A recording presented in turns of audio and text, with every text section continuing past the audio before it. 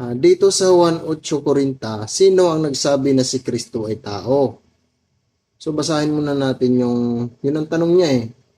Dito daw sa Juan 8:40, sino ang nagsabi na si Kristo ay tao? So basahin natin yung Juan 8:40. Juan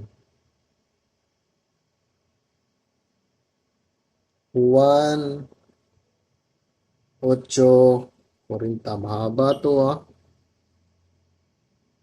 Pero susubukan natin ikliin ang sagot. Ito po nakasulat. Datapwat ngayon, pinagsisikapan ninyong akong patayin na taong sa inyo'y nagsaysay ng katotohanan na aking narinig sa Diyos. Ito'y hindi ginawa ni Abraham.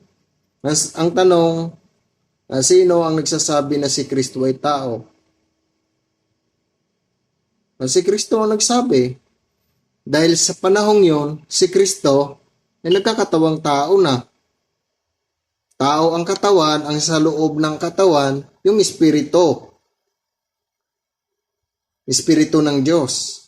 Ang espiritu ng katawan ni Kristo ay ang amang nasa langit ang nagsilang.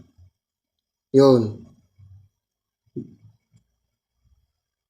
Yun ang sagot. Si Kristo po ang nagsabi na siya ay taong nagsasalita sa kanila.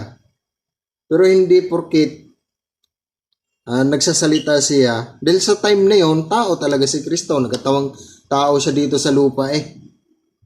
Kaya, pero yung sa loob ng tao, Diyos yun.